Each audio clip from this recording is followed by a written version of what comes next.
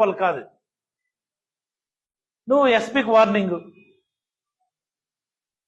ఒకసారి ఊహించుకో లోకేష్, నేను బట్టలు ఉడదీసేసి వేలాడి తీసేసి బూట్ కాలుతో నిన్ను తంతా ఉంటే ఎలా ఉంటుందో ఒకసారి ఊహించుకో. Just imagine yourself. పోలీసులతో పెట్టుకుంటే అలా ఉంటది.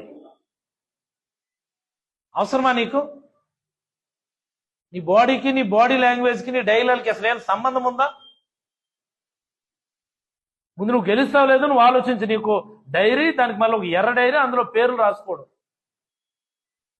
నీ జన్మ మొత్తం నువ్వు రామకోట రాసుకుంటూ ఉండాలి. నువ్వు అయిపోతావు ఎమ్మెల్యే. నువ్వు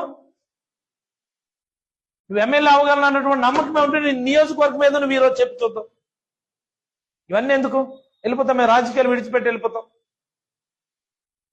నువ్వు ఎమ్మెల్యేగా గెలవగలను అన్నటువంటి నమ్మకమే నీకుంటే, ఇది పలానా నాది నియోజకవర్గం అని నువ్వు చెప్పు. నువ్వు రేపు చెప్పి చూద్దాం. చేత అవదు కానీ నువ్వేమో వార్నింగ్లు, భారీ డైలాగులు. ఏంది?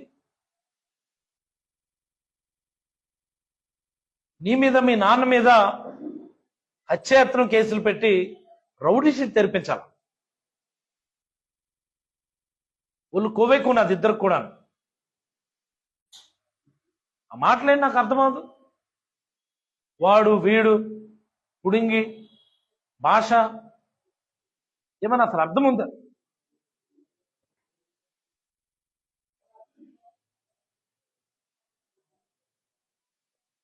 ప్రజలారా ఒకటి గమనించండి, చేతకాని వాడే హింసను ప్రేరేపిస్తాడు.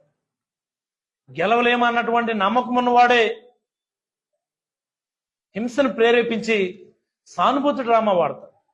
మరి దానిలో భాగంగానే జరుగుతూ ఉంది.